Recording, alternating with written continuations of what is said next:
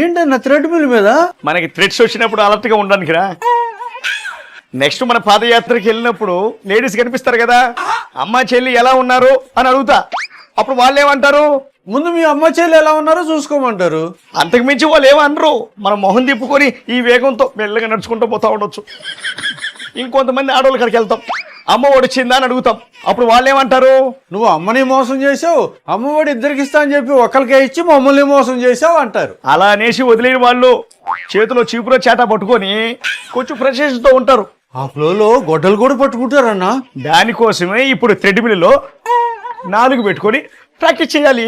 ఇంకొంతమంది అయితే మా భూములు లాక్కున్నావు, ఇసుక నమ్మేశావు, ముందు కల్తీ చేసి మా వాళ్ళు ప్రాణాలు తీసావు, పిల్లలకి గంజాయి అలవాటు చేసావు, వాళ్ళ జీవితాలు నాశనం చేసావని ఆ ఫ్రస్ట్రేషన్తో అక్కడ ఏది జరుగుతుంది ఆ రాడ్డు గిడ్డు గొడ్డలి గిడ్డలి పట్టుకొని వెనకాల మనం అటాక్ చేస్తారు, మనం ఫాలో చేస్తారు. అప్పుడు మనం ఈ స్పీడ్ సరిపోదు. వాళ్ళు అటాక్ తప్పించుకోవాలంటే పీటీ ఉషా స్పీడ్ మ్యాచ్ చేయాలన్నా.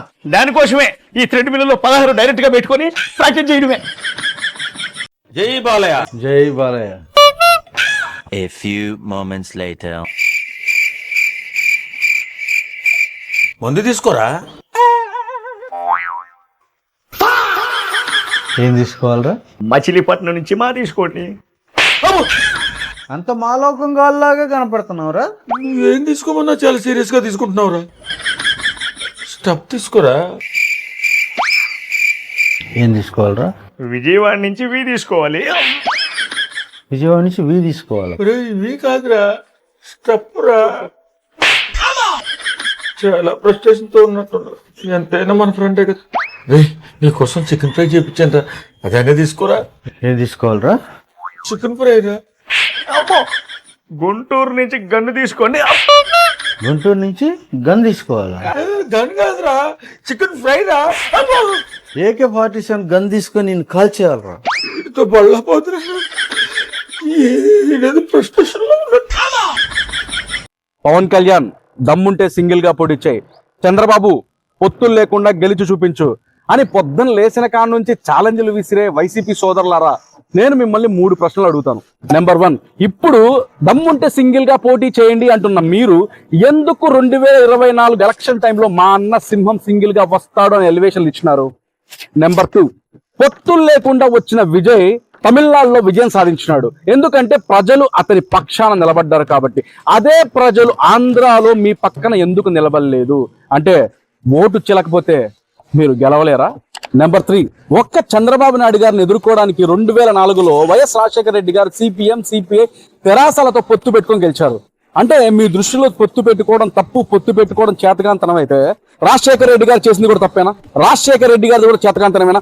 మీరు దమ్ముంటే ఈ 3టికి సమాధానం చెప్పండి. ఒక్క విషయం అల్టిమేట్ గా గుర్తుపెట్టుకోండి, రావణ సంహారానికి రాముడికి హనుమంతుడు తోడయ్యాడని రావణుడు ఎప్పుడు దేవుడు కాలేడు. మీ పవన్ కళ్యాణ్ ఎట్టా ఓడిపోయినారా 2 చోట్ల. ఆ విజయం చూడు, మా జగనన్న లాగా సింగిల్ గా వచ్చాడు, గెలిచాడు. మీ జగనన్న లాగానా? పార్టీ పెట్టిన ఫస్ట్ అటెంప్టే మీ జగనన్న గెలిచాడా? లేదు.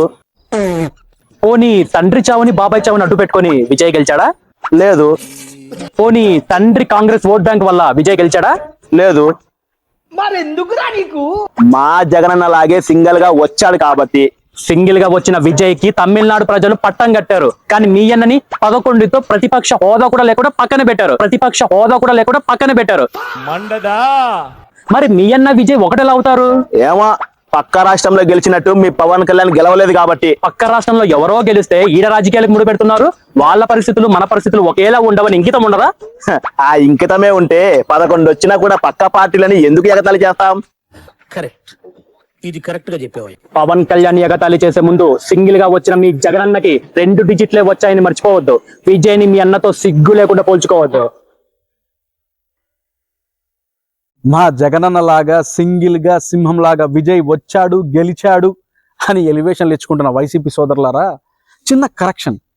మీ జగనన్న సింగిల్ గా వచ్చాడు, కానీ విజయ్ లాగా గెలవలేదు. 2024లో మీరు సింగిల్ గా వచ్చారు, కానీ 164 సీట్లతో పేదోడు పట్టం కట్టింది కూటమికే. That means at the end of the day ఎలా వచ్చాం అన్నది కాదు, ఎలా గెలిచాం అన్నది ఇంపార్టెంట్. సనాతన ధర్మం ఒక వైరస్ లాంటిది, దాన్ని పూర్తిగా నిర్మూలిస్తాం అన్న ఉదయనిధి స్టాలిన్ ఉన్న పార్టీ DMKకి మొన్న మీ రోజా సమర్థించింది. దట్ మీన్స్ సనాతన ధర్మాన్ని వ్యతిరేకించిన పార్టీని మీ రోజా సమర్థించింది. మరి మీరు ఆ స్టాండ్ మీద ఉండాలి కానీ టీవీకే విజయానికి మీ జగనన్న ప్రయాణానికి ముడిపెడతారేంటి? పార్టీ పెట్టిన 9 నెలలకే 46% ఓట్లతో 200కు పైగా సీట్లతో అధికారం చేజెక్కించుకున్న అన్నగారి లాగా పార్టీ పెట్టిన 2 ఏళ్లకే విజయ దుందుబి మోగించిన విజయ్ అని పొగడాల్సింది మేము కదా, పోల్చుకోవాల్సింది మేము కదా, ఆ హక్కు మాది కదా. మీరు పోల్చుకుంటున్నారేంటబ్బా? అన్నగారి లాగా అనతి కాలంలోనే అధికారం చేపట్టిన టీవీకే విజయ్కి శుభాభినందనలు.